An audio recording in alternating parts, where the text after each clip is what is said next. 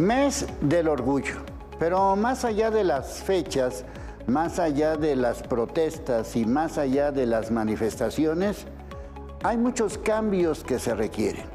Son historias de seres humanos que están clamando por justicia, que están clamando por sus derechos.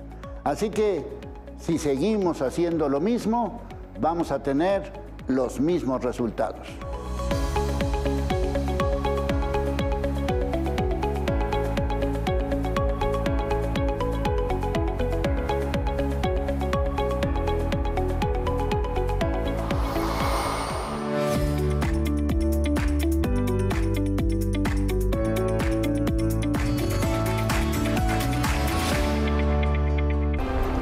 Hola, soy Brian Medina y me da mucho gusto compartir este espacio. Y es que para entender nuestro presente tenemos que mirar hacia atrás. En esta cápsula hablamos sobre el Pride, donde la resistencia se convirtió en celebración.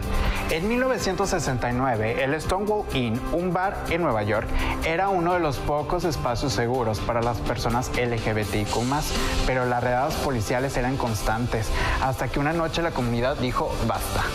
Y si te preguntas, ¿quiénes lideraron esa rebelión? Fueron personas trans, drag queens, lesbianas y gays. Fueron días de enfrentamientos, protestas y gritos que exigían algo básico como el respeto y la libertad. En 1969, con la rebelión de Stonewall, nace la lucha moderna por los derechos LGBTIQ+. En 1970 se realiza la primera marcha del orgullo en Nueva York. Por primera vez, el orgullo recorre las calles alzando la voz con fuerza y visibilidad.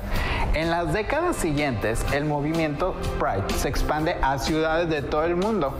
Hoy se celebra en más de 100 países, porque el Pride no es solo glitter y arcoíris, es memoria, es resistencia, es visibilidad y sobre todo es abrazar lo que somos sin miedo. El orgullo nace de la lucha y mientras haya personas siendo discriminadas por amar o por ser quienes son, el Pride sigue siendo necesario.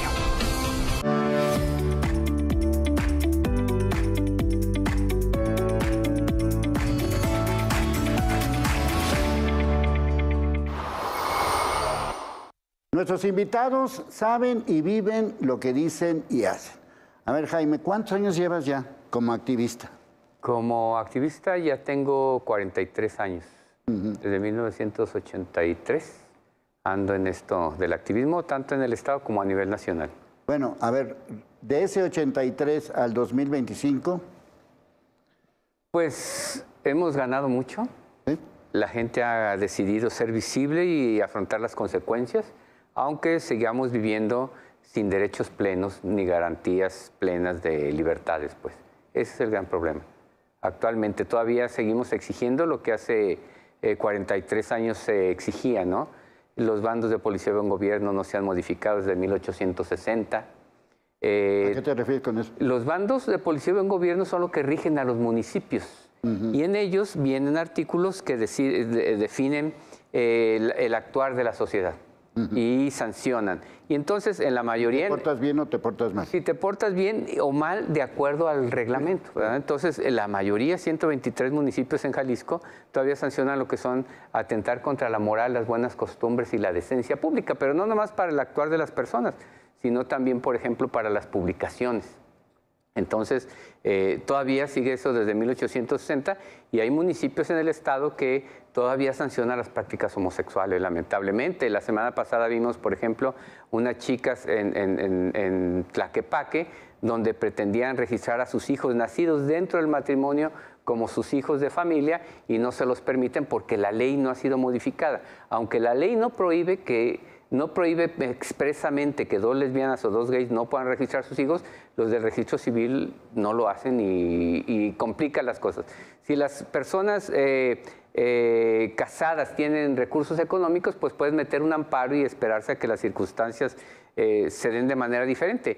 Pero si no tienes recursos, entonces pues tienes que registrar a tu hijo o hija porque el Seguro Social, si no llevas un acta, no te dan los servicios de Seguro Social. Entonces seguimos todavía padeciendo. La sociedad, los jóvenes de hoy en día, estas generaciones, asumieron el costo de ser libres y de ser visibles.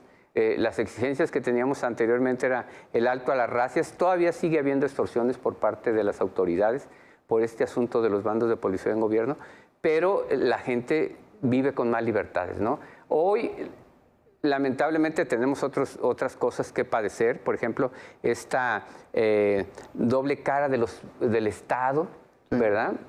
Pero bueno, ahí están las cosas, todavía hace falta mucho por trabajar. Bueno, a ver, Israel, ¿ya superamos lo del asquito? Bueno. Frase no célebre de Emilio González, en ese entonces gobernador de Jalisco, ¿verdad? Nada más y nada menos. Bien, bueno, yo creo que como dice Jaime, si bien es cierto que se ha ganado mucho en los últimos años, creo que habría que plantear el asunto como, vamos, por lo menos históricamente, quizás en los últimos 50 años, quizás en 3 puntos, ¿no? Quizás la lucha de las personas, quizás entre los años 70, los 80, los 90, hicieron mucha visibilización, sobre todo, vamos, de alguna otra manera reclamando derechos que ya eran derechos humanos, son derechos que se tenían en la Constitución, pero que derivados de la orientación, la identidad y la expresión de género de las personas no eran de alguna otra manera reconocidos.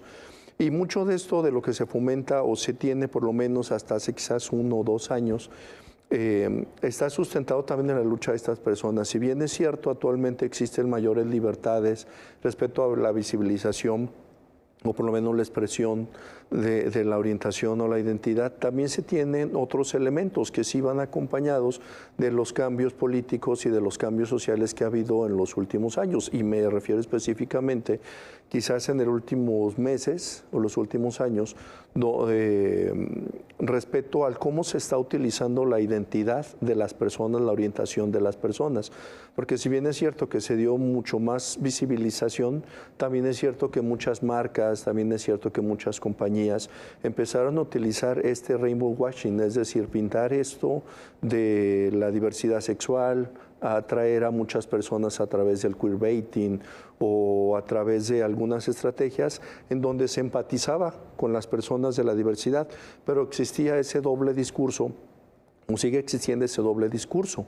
A la vez también muchas de las situaciones llevaron a que las personas trans de manera específica fueran también víctimas de otros tipos de violencias, dada que precisamente ya estaba de alguna otra manera mejor visto, valga y lo entrecomillo, el que podían expresar su identidad o su orientación, pero también esto trajo un poquito más de visibilización de las violencias que viven estas personas día a día y que también de alguna otra manera evidencia las formas en que estructuralmente, y me refiero a trabajo, economía, formas en las que pueden relacionarse, estudio, también se fueron diversificando, pero también dieron o propiciaron otro tipo de violencias y otro tipo de situaciones estructurales que ahora hace falta legislar y que también hace falta reconocer, no solo en unas personas, sino en todas las personas de la diversidad, porque cada una de las personas que forman las letras, la LGBT, etcétera, tienen diferentes problemáticas muy focalizadas y que en muchas ocasiones solo se centra quizás en la comunidad gay, pero existen otras problemáticas que están dentro de esa misma. Sí, y que además también, Andrés, forman parte de esta identidad de decir, bueno, que por lo menos desde el punto de vista de la sociedad te exige que te identifiques. Bueno, ¿eres o no eres, no? Así es, y justo, bueno, primero agradecer que abras tu foro a estos temas un día como hoy, sábado 28 de junio, que es el día que se celebra el orgullo, y mucha gente se cuestiona esta importancia de celebrar el orgullo, ¿no? ¿Orgullo de qué? ¿Cuándo hay el Día del Orgullo Heterosexual? ¿No? De repente vemos en redes sociales que se pregunta, eso tiene que ver con esta identidad de la que tú hablas, ¿no? El Día del Orgullo tiene que ver con esa posibilidad, ¿no? De vivirte como tú eres, como tú quieras ser en la sociedad, siendo orgulloso de ti mismo, ¿no? Las personas de la diversidad sexual crecemos en un entorno donde constantemente se nos dice que ser quienes somos es indeseable, es un delito, es un pecado, ¿no? Como ya lo mencionaba Jaime, la criminalización que ha existido. Y entonces darle la vuelta a todo ese estigma, crecer y reconocerte orgulloso de quién eres y reconocerte orgulloso de la diversidad de la sociedad no es cosa menor, y es por eso que es importante una fecha como hoy para celebrarlo, pero también para hacer conciencia en la sociedad de que todas estas falsas ideas de que las personas de la diversidad sexual somos nocivas para la sociedad, eso es completamente erróneo. Somos personas sanas, saludables, felices, dignas de ser celebradas y dignas pues de participar participar en la sociedad en igualdad de condiciones. Sí, de hecho, hace poco me refiero a hace unos días, un comentario de, oye, estos cuates hacen protestas muy cotorras. Bueno, el asunto es ese, o sea, pasamos de las primeras manifestaciones y marchas que no eran multitudinarias, éramos 10, 15 los que nos manifestábamos desde los años 80 hasta los 90, que se volvió la marcha aquí en Jalisco hasta el año 2000, éramos muy pocos y nuestras exigencias seguían siendo las mismas. El gran problema es que el Estado se puso de moda el tema gay, hasta en las películas y donde quiera se puso el tema gay, y entonces el Estado lo que comenzó a hacer es aparentar ser simpáticos y empáticos con nuestra población. Y entonces pasamos, y piensan ellos que el día más importante para nosotros, o que lo que siempre luchamos en un día determinado, era para hacer un festival, ¿verdad? O sea, para que salieran vestidos de mujeres, para que se desnudaran, para que hicieran lo que hicieran. Pero eso tenía un sentido, que era transgredir, ¿verdad? Y hacer sentir a la gente que necesitamos cubrir esos espacios. El Estado lo que hizo, sobre todo el gobierno de Alfaro, es, lo hablamos con él y él nos proponía, es que hay que hacer una dirección de diversidad sexual, hay que hacer direcciones en los municipios. Le dije, no necesitamos eso, no necesitamos focos en los edificios, ni pancartas, ni pintas, ni banderitas, necesitamos garantía plena de derechos. Y entonces ellos no lo entendieron y entonces hicieron estructuras, pero los temas de nuestra población, o sea, el abasto de medicamentos, el tema de armonización de leyes, códigos y reglamentos, quedó suspendido porque ellos se fueron directamente hacia el espectáculo. Hoy en día está secuestrada la marcha, no solamente en Jalisco, no solamente en municipios. Digo, ayer o antier pasaron el video de donde la gobernadora de la Ciudad de México sale en una bandera gigante de gays, ¿no? Ella bailando ahí, o sea, esas son... Eso no es. Esas son ridiculeces. Y si quieren, ahorita lo platicamos porque mucho tiene que ver también con esta famosa doble moral política, es decir, que aquí pueden manifestarse, pueden hacer lo que se les pegue la gana. Sí, pero urgen cambios.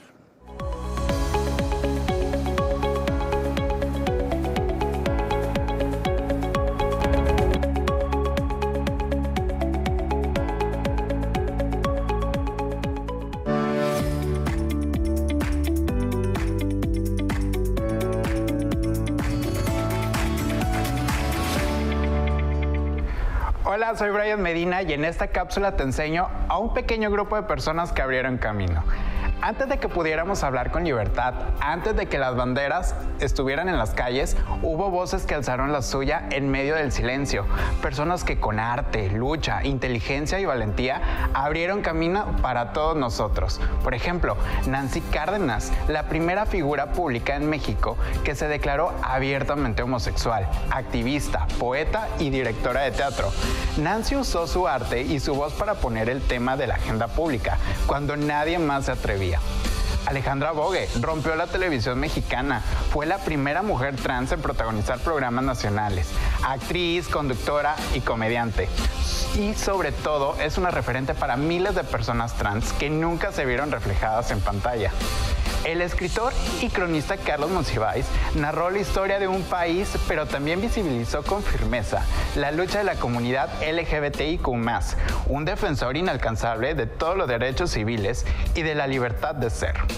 Desde el corazón zapoteca, Amaranta Gómez, regalado, mujer mushe, activista y académica, reivindicó la diversidad sexual desde los pueblos originarios, porque la lucha también es cultural, ancestral y profundamente política.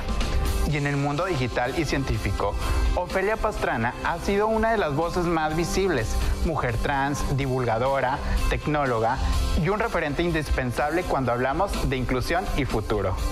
Estas voces nos inspiraron a no escondernos, a nombrarnos con orgullo y a entender que el activismo también se hace desde la palabra, la visibilidad y el ejemplo. Gracias por abrirnos camino.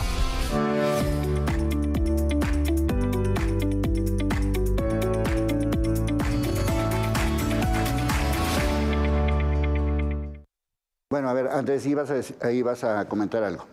¿Ya estamos al aire? Sí. Sí, a mí me gustaría plantear, ¿no?, que estamos viviendo un momento global en el que hay fuertes amenazas a nuestros derechos, ¿no? Este año en Hungría se pasó una ley que prohíbe la marcha. Hace apenas unos días la Suprema Corte de Justicia en Estados Unidos retrocedió contundentemente en contra de los derechos trans.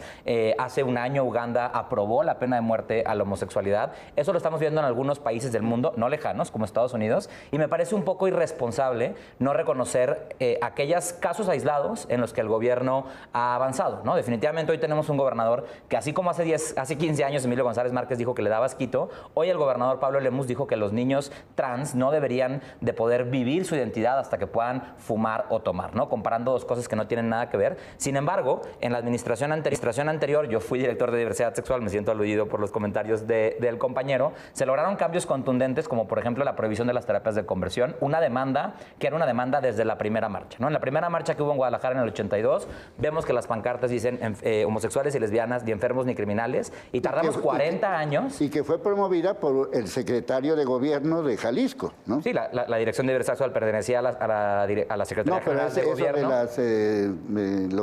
¿Cómo se llaman? ¿De las terapias? De las terapias. Bueno, sí, fue financiada por el gobierno de Emilio González Márquez, terapias de conversión a través del Instituto Jalisciense de Asistencia Social.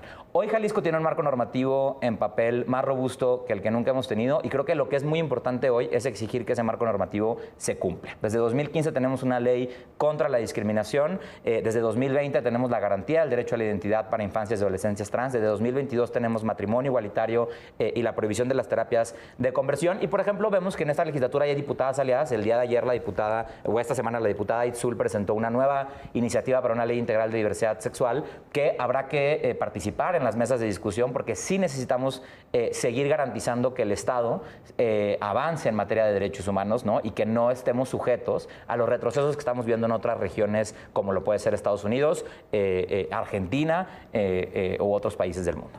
Yo quisiera hacer un énfasis, es que yo no te sientas aludido, porque yo no te conozco personalmente, nunca he hablado contigo, nunca he hablado de ti, sino que hablo de la creación de la Dirección de Diversidad Sexual, de la que nada pero no tienes nada que ver tú, sino que es una posición del gobierno del Estado. Pero yo, eras un empleado de la Secretaría y ahí estabas. Pero no tiene que ver nada con que yo te conozco, no te conozco, que te aludas, no. La exigencia no, bueno, si vas a hablar de la dirección y vas a decir que no hizo nada. Siguen siendo las mismas. O sea, porque si realmente la dirección hubiera hecho, pues hubieran cambiado todos los bandos de policía de un gobierno. Una recomendación del gobernador. Esa parte, por ejemplo, ¿qué pasó ahí? Esos bandos de policía de buen gobierno, tenemos una reforma constitucional en el país de derechos humanos de 2011, son completamente inválidos. Yo en 2019 hice una investigación, que de hecho de ahí Jaime cita los datos. Identificamos 12 municipios de Jalisco que no habían reformado. No lo cito por ti, porque la investigación ya la tengo hecha desde 1983. Identificamos solamente 12 municipios, no 123, como lo mencionó hace un rato el compañero, que aún no habían modificado sus reglamentos. Esos reglamentos los tienen que modificar, sí, algunos municipios los han modificado. Yo identifico Ciudad Guzmán, Tepatitlán y otros, Lagos de Moreno, que lo modificaron en los años recientes. Pero algo que es muy importante para que la gente que nos está viendo, en México la homosexualidad no está criminalizada. Si un policía te detiene, te quiere extorsionar, está violando la ley, porque somos uno de los únicos 11 países del mundo que tienen una protección constitucional contra la discriminación. Definitivamente hay ayuntamientos que no han homologado sus normativas a los estándares, pero que son normas que no se pueden aplicar, y es muy importante porque esto genera ansiedad en las personas y nos genera un estado de indefensión. Pero sí ocurre todavía. Ocurre. Que por el asunto de extorsionarte, te aplican, oye, es que en tu casa no sabes que eres gay. Sí, porque entonces te voy a detener y te voy a llevar con tu familia. Ocurre, estoy 100% de acuerdo, y es ilegal, y hay que denunciarlo. Pero el chavito, sí, ¿qué vas a ver? Por eso es muy importante que en espacios como este compartamos el gobierno del información Estado precisa. O los diputados o presidentes municipales de los partidos en el poder no hicieron ningún cambio. Hicieron direcciones de... En Guadalajara todavía se sanciona todo lo que atente contra la moral, la decencia y las buenas costumbres en dos rubros. En 2016 en el rubro la de la regidora publicación Guadalupe Morfín pasó una iniciativa. Lo de Guadalupe Morfín no tiene que ver con eso. No, me parece que es importante Guadalupe Morfín tenía que ver con que tú te estuvieras agasajando con alguien en el carro. Eso fue, y que ya esa fue la narrativa que los antiderechos quisieron hacer contra una reforma profunda de derechos humanos. Pero en Guadalajara todavía está vigente atentar contra la moral y las buenas costumbres, tanto en el rubro de la publicación como en el rubro de los derechos de los individuos. Bueno, y sí, en ese ejemplo que ponía de unos chavitos o chavitas de X edad, de 15, 16, 17, que todavía no están, digamos, a lo mejor en una universidad o que les cuentan por acá, por allá, ¿cómo les podemos hacer entender que no es ilegal lo que están haciendo? A mí ahí sí me gustaría, por ejemplo, tener en cuenta mucho las narrativas que se tienen respecto a las personas y las formas en las que se llevan a cabo. Porque si bien es cierto que hay o se tiene una idea sobre la homosexualidad, también hay que tener en cuenta que muchos estereotipos no han sido removidos. Se sigue, por ejemplo, viendo ciertas figuras, por ejemplo, que salen en la televisión o realities, como que todas las personas de la diversidad o todas las personas gays son de tal o de cual manera, lo cual obviamente también promueve que dentro de las mismas instituciones se empiece a utilizar a estas figuras para hacer promociones, para hacer elementos a favor, y esto obviamente pues lleva a ganancias. Aquí el asunto es tener en cuenta que las narrativas de las personas de la diversidad son muy diversas y que cada una vive diferentes situaciones muy particulares y que las problemáticas, más que invisibilizarlas, por ejemplo, Andrés mencionaba en las mesas, es importante que haya personas de la diversidad. Y es importante que en otros espacios haya personas de la diversidad, pero que estén representadas, como lo mencionaba Jaime, desde todos los rubros, que no haya solo una tendencia política o no haya solo una tendencia respecto a las formas en las que se está interactuando, porque si uno ve y pregunta a ciertas personas, van a narrar ciertas cosas sobre estas situaciones, pero la realidad de las cosas es que hay personas que son invisibilizadas, inclusive dentro de la misma comunidad. Por poner un ejemplo, las personas o los adultos mayores muchas veces son invisibilizados, pero tiene que ver mucho también con la forma en la que se utiliza tanto la narrativa social, pero también la forma en que la misma sociedad ve las formas en las que estereotipan o nos estereotipan dentro de las mismas sociedades y también dentro de los mismos medios, y valga que lo diga, inclusive a veces dentro de las mismas legislaciones, cómo se nos estereotipa y se nos encasilla dentro de un punto muy específico. Sí, que era lo que yo decía, decir, bueno, a ver, ¿tú qué eres, no? Así como si fuera un examen, ¿no? Sí, es que tiene que llegar, bueno, el gran problema de nuestra sociedad es el cambio cultural, que es lo que le hemos apostado siempre. El cambio cultural que va de la mano de tener armonización de leyes, reglas, reglamentos, tener políticas públicas para nuestra población. Lamentablemente los estereotipos que eran solamente en los periódicos, en las revistas, hoy ya están en las televisiones. Claro. O sea, ya en la televisión ya, y estos festivales y estas fiestas que hacen de marchas fortalecen los estereotipos. Y hoy se comercializa, como lo decía aquí el maestro, hoy se fortalece y se vende el espacio. Se venden los espacios para que todas las marcas aparezcan como que son amigables, como que son empresas que tienen alguna política pública para nuestra población, y eso no está lejos todavía. Entonces, el día de hoy es que el Estado no ha fortalecido con tener derechos plenos, con políticas públicas adecuadas y sobre todo la importancia y los reconocimientos. O sea, muchos en el asunto del lenguaje seguimos utilizando comunidad. El lenguaje fue construido y hecho para minimizarnos a nosotros. Entonces, cuando dicen comunidad... Es que sí tienes razón, porque luego a veces dice uno, bueno, ¿y cómo les digo para que no se ofendan, no? Ese es algo muy sencillo, pero digo, el asunto es de que no somos LGBTIQ+, porque eso nos invisibiliza. Somos gays, somos lesbianas, hombres y mujeres transexuales. No eres una letra. No somos letras, no somos comunidad. Luchamos mucho porque el Estado reconociera que éramos parte de la población. Ya hubo una encuesta del INEGI que dijo que era el 5. Fue la encuesta como hubiera sido, ya dice que somos una parte importante de la población. Bueno, entonces ya tenemos todos los elementos para que el Estado nos garantice derechos plenos y comenzar a cambiar la cultura en el Estado. Pero este cambio cultural tiene que venir de la mano de la armonización de leyes, códigos y reglamentos. Bueno. Y lo importante no es cómo me refiero a ti, no, a mí tendrías que referirte solamente como Jaime. Sí, no hay de Jaime. Otra.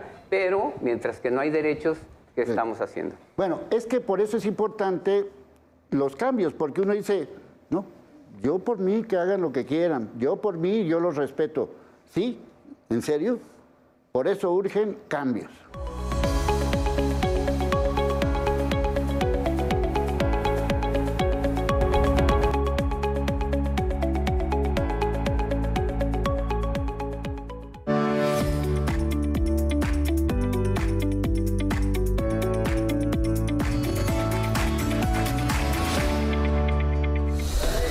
Hola, soy Brian Medina y me da mucho gusto compartir este espacio, en el cual vamos a hablar de la comunidad LGBTIQ+. Hablamos de muchas identidades, muchas historias y sobre todo de diversidad. Pero ¿sabes qué significa cada letra? La L es de lesbiana, mujeres que sienten atracción emocional y física por otras mujeres, una identidad que ha resistido estigmas con orgullo. La G es de gay, hombres que se sienten atraídos por otros hombres. También es un término que muchas personas usan para hablar de la homosexualidad en general. La B es de bisexual, personas que sienten atracción por más de un género, aunque no necesariamente de la misma forma o al mismo tiempo. La T es de trans, personas cuya identidad de género no coincide con el sexo que se les asignó al nacer. La visibilidad trans es vital y su lucha también. La I es de intersexual, personas que nacen con características sexuales que no encajan en las categorías tradicionales de masculino o femenino. La Q es de queer, una palabra que por mucho tiempo fue usada como insulto, pero hoy muchas personas han resignificado con orgullo. Es un término fluido, amplio y libre. Y el más representa a muchas otras identidades como personas asexuales, pansexuales, no binarias y otras formas de ser y de amar, que también existen y resisten. Cada letra representa una historia, una identidad y una lucha que merece ser nombrada, respetada y celebrada.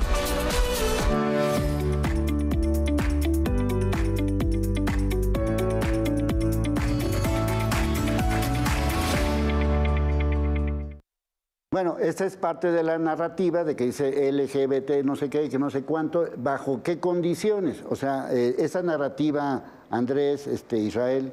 Sí, si me permites, creo que Jaime tocó puntos que creo que son importantes, pero creo que hay que tener en cuenta, vamos, si bien es cierto que el lenguaje o la minimización que se hace al utilizar una letra, y eso es cierto, yo creo que aquí hay que plantear como varios puntos. Si bien, todo esto, o del lenguaje inclusivo y todos esos elementos, sí ha permitido una visibilización, pero esto tiene un riesgo, y es un riesgo grande, que tiene que ver con que a partir de esto solo se cambie los nombres, solo se cambie el texto. Es decir, estamos ampliando solamente eufemismos para referirnos, como en su momento, ¿no? Se referían a trabajadoras sexuales, o no les digas prostitutas, etcétera. Aquí ha pasado algo similar, porque si bien es cierto que se da visibilización a partir de esto, el eufemismo es que pareciera ser que en momentos no cambian las cosas, porque efectivamente puedo llamarte gay, lesbiana, puedo llamarte como sea.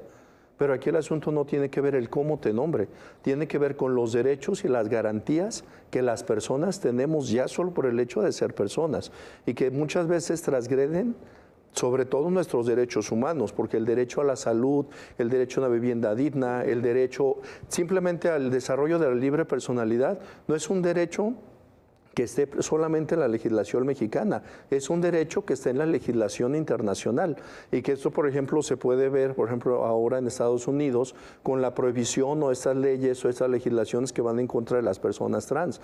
Es decir, no solo les negamos el pertenecer, sino que a partir de esta oficialización que se hace de esta narrativa, también lo que estamos haciendo es invisibilizar a las personas. Porque cuando yo digo, no está, borra un derecho, tú no tienes derecho a identificarte, o simplemente lo que está pasando, ¿no? En el Center Kennedy, el Kennedy Center en Estados Unidos, que se van borrando ciertas cosas. Todo esto nos va dando pautas a que las personas empecemos a desaparecer. Me refiero como personas, más allá del nombre que tú le quieras dar, ¿no?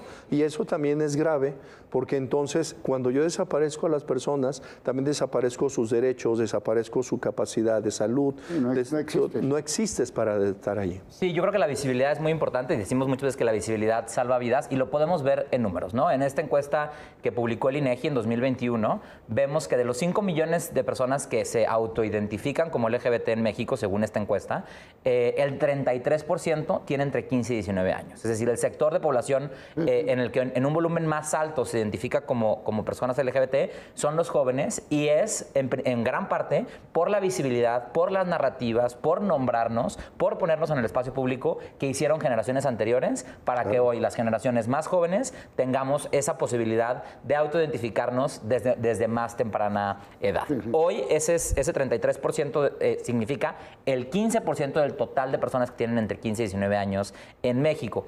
Es decir, ese es un número ya más acercado a las estadísticas que existen en otros países. Yo sí creo que nombrarnos, visibilizarnos es muy importante, ¿no? Cuando exigimos presupuesto, cuando exigimos política pública, cuando exigimos legislación, esa legislación nos tiene que nombrar, ¿no? Por eso vemos que Trump, al entrar, emite una orden ejecutiva que prohíbe utilizar estas palabras en cualquier documento administrativo de Estados Unidos. Si no nos podemos nombrar, quiere decir que entonces no puede haber presupuesto. Hoy no solo necesitamos leyes, necesitamos política pública que, por ejemplo, ataque las terapias de conversión, ¿no? Esta encuesta del INEGI nos dice que a lo menos 500,000 personas en México han sido sometidas a una práctica de terapia de conversión. Necesitamos salud mental, ¿no? Una inversión real del Estado en salud mental, porque hoy las personas LGBT tienen probabilidades más altas de cometer suicidio. Quien tenga curiosidad en este tema puede consultar el reporte de Trevor Project, una organización que se dedica a prevenir el suicidio, y todas esas cosas las tiene que hacer el gobierno ejecutivo, ¿no? Tiene que haber una inversión del presupuesto público etiquetado específicamente de forma diferenciada para pues nivelar esas brechas de desigualdad que hoy lamentablemente en México aún enfrentamos por orientación sexual o identidad de género. ¿Porque pagas menos impuestos? Para nada. Pagamos los mismos impuestos y no recibimos ni la misma representación ni el mismo presupuesto. Si el 5%... Sí, pero me refiero a que nadie te diga, tú que fuiste funcionario público, por ser funcionario público de la diversidad, vas a ganar más que otro. No, al contrario, yo ganaba menos que los directores de la misma, del mismo nivel. Es igual con nuestra población cuando vas a una tienda de conveniencia, nos dicen, tú eres gay, entonces, como no tienes todos los derechos, como no se te daba el asunto del Infonavit, como no tenías seguridad, entonces te vamos a cobrar menos. No. Algo de lo que está envuelto todo esto hoy en día también es compensar que por ser empáticos, ya es alguien que resuelve un tema, ¿no? Sí, y es con el caso, lado, ¿no? Sí, es con el caso de las diputadas que están actualmente en el Congreso. Sí, una se identificó, la de Movimiento Ciudadano se identificó en el último momento como que era una persona bisexual o no sé qué tanto, pero realmente el esquema que era para traer una persona que supiera de derecho, de exigencias y todo eso hacia el Congreso no se permitió ni por Morena ni por Movimiento Ciudadano. Y entonces la empatía no basta, pues. Hay el caso, por ejemplo, del Ayuntamiento de Guadalajara, que tiene una directora de diversidad sexual trans, que tiene, ahora con el asunto de la marcha, tuvo mucha empatía con el tema de hacer procesos para que las organizaciones, las colectivas tuvieran algo de dinero para hacer su chamba, pero donde se atora una política importante de una presidenta municipal es cuando la gente no sabe trabajar con nuestras poblaciones. O sea, sí hay todo un esquema, estuvieron los Gay Games y todo, pero cuando se han dedicado el Estado a recibir capacitación, no de su misma gente del Estado, sino de las organizaciones que tienen ya años trabajando los temas. Porque, por ejemplo, cuando nosotros íbamos a dar los talleres a los policías, les decíamos, oye, ¿cómo le tengo que llamar si yo lo estoy viendo que es un hombre? O sea, ¿y dónde hiciste el examen visual de que un agente por su apariencia es un hombre? Exacto. Digo, si se te presenta a ti el Chicharito aquí o el Cardenal, ¿cómo le vas a decir al Cardenal? Pues Cardenal. ¿Cómo le vas a decir Chicharito? ¿Le vas a obligar a decirle por su nombre? No, le vas a decir el Chicharito. ¿Por qué la persona trans que te está diciendo que se identifica como Ángela, por qué no puedes decirle Ángela? Y forzosamente tienes que decirle como tú quieras. Digo, no vale la empatía, necesitamos trabajar mucho y ojalá y las instituciones trabajen de la mano con las organizaciones, porque no nomás es el único problema que tenemos. Tenemos un problema de desabasto de medicamento para nuestras poblaciones. El medicamento que no se los da el Seguro Social, no se lo da la ISSSTE y las dependencias de Secretaría de Salud que tendrían que darlo, pues porque trabajan con horarios, porque trabajan con gente reciclando, que no son sensibles a los temas, pues las organizaciones son los que los tenemos. Pero darnos un medicamento, el Estado darnos medicamentos a nosotros, es todo un conflicto. Les digo que yo, eso, tenemos pendiente la vacuna de yo ya de la me viruela veo del más mono. haciendo activismo dentro de la penal que en mi organización. ¿Por qué? Porque los convenios que nos hace la Secretaría de Salud son, podría decirse como leoninos, ¿no? Porque nos dicen, no, si tú tienes que tener en cuenta que se tienen que respetar los derechos humanos y entonces toda la gente tiene que tener acceso al medicamento. Ah, estamos de acuerdo totalmente. Ah, pero si tú le das a alguien que tenga seguro social medicamento, entonces tú tienes que pagar el medicamento. Porque no se lo debiste tú, se lo debe dar el Seguro Social. Pero le dices, oye, pero en el Seguro Social no se lo dieron. O el PrEP, que es un medicamento que se tiene es por exposición, se lo van a dar, le dieron la cita dentro de 3 meses y ya para qué le sirve. Y entonces, les digo, hay un montón de cosas que todavía están pendientes y seguirán pendientes. Tuvimos una reunión con el anterior secretario de Salud, que es Petersen, y vi todas las fotos de todos los anteriores secretarios. Desde Palemón, le digo, bueno, pues desde Palemón hasta ahorita parece que no hemos avanzado nada. Seguimos teniendo problemas. Hoy en día, algunos gobiernos panistas estuvieron apoyando económicamente a las organizaciones de la sociedad civil para hacer actividades. Hoy está eso desaparecido totalmente. Al Faro se le fue todo el recurso en prevención del embarazo, 6 años, y las otras organizaciones de muchos otros temas quedamos descobijadas, ¿no? Y retomando el punto, creo que es importante Bueno, pues lo mencionar. retomamos ahorita en un momento más, porque obviamente dentro de todos estos aspectos volvemos otra vez a lo mismo. Ni pagan más, pagan impuestos, se hacen todas las actividades y además, si los quieren etiquetar, pues etiquétenlo con su nombre y con su cargo, licenciado, doctor, lo que sea, pero ¿por qué esas etiquetas que, donde, incluyendo medios de comunicación, pues de alguna manera contribuyen a la palabra con P, la palabra con J y etcétera, etcétera? Así que las cosas, primero, por su nombre, seres humanos que trabajan, que estudian y hacen actividades de toda índole y punto. Pero urgen cambios.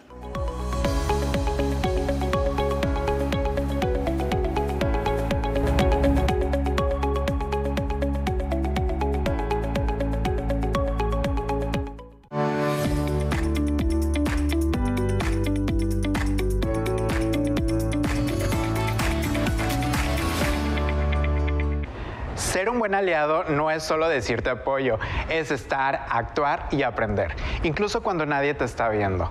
Primero, escucha activamente, hazlo con empatía, sin juzgar ni interrumpir. A veces lo más poderoso que puedes ofrecer es tu atención total. Segundo, corrige a otros sin exponer. Si alguien comete un error, ayúdalo con respeto. No se trata de señalar, sino de cuidar. Tercero, no asumas identidades, no des por hecho nada sobre nadie. Cada quien elige cómo, cuándo y si desea compartir quién es. Cuarto, acompaña en espacios inseguros. Tu presencia puede marcar la diferencia. Ser aliado también es estar cuando el ambiente es hostil. Y quinto, deshaz prejuicios, infórmate, cuestiona lo que aprendiste y permite que tu visión del mundo evolucione. Ser aliado es estar cuando más se necesita. No basta con decir, aquí estoy, haz que se note.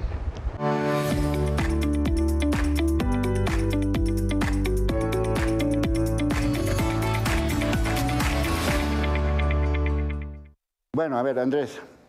No, bueno, creo que tenemos un montón de pendientes, ¿no? Si hablamos de representación, si somos al menos el 5% de la población, estamos hablando que el 5% de la Cámara de Diputados son 25 personas, tendríamos que tener cada legislatura 25 personas de la diversidad sexual que probablemente tendrán diferentes posturas, algunas serán increíbles, algunas no harán mucho, pero si tuviéramos el volumen de representación en relación a la población que somos, tendríamos muchas más probabilidades de que nuestras agendas sean discutidas y no estar en el supuesto en el que estamos hoy, en el que Claudia Sheinbaum, como presidenta, como candidata a la presidencia, hizo una serie de compromisos con la diversidad, de los cuales no ha vuelto a mencionar absolutamente nada desde el día que tomó protesta. Hoy creo que un pendiente muy importante, este mes de junio hemos tenido el pico más alto de diagnósticos de viruela del mono, de Mpox en el país, y aún, a pesar de que COFEPRIS ya aprobó la vacuna, aún no existe ninguna compra por parte de la Secretaría de Salud Federal para distribuir esas vacunas en el país, ¿no? Somos una población vulnerable a este medicamento y no existe hoy.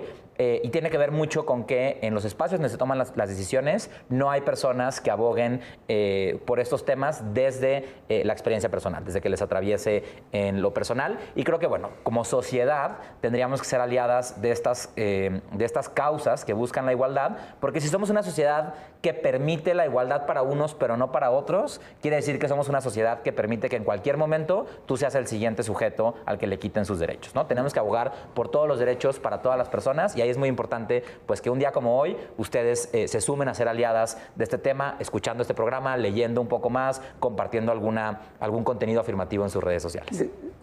Sí, bueno, aquí creo que hay que tomar en cuenta varios problemas, ¿no? La diversidad sexual, si hablamos en estos términos, pues no se limita a un mes, ¿no? O no se limita a un día. Sí. O sea, eso nos tiene que quedar claro, porque parecería que, por lo menos yo he visto en redes sociales, ¿no? Que dice, ya se acerca el mes gay o el mes de la diversidad. No, aquí el asunto es que tendría que ver que somos personas que existimos todas y todos en cualquier momento, en cualquier situación, pero hay que tener elementos, por ejemplo, suficientes de interseccionalidad, porque parecería que la diversidad solo se limita a una orientación sexual o una identidad sexual, o se limita solo a una sola cosa, cuando las personas de la misma diversidad están mezcladas y tienen algunas otras cosas. Por ejemplo, un tema muy importante y que no se toca regularmente, por ejemplo, es la diversidad sexual en personas con discapacidad, y se les infantiliza.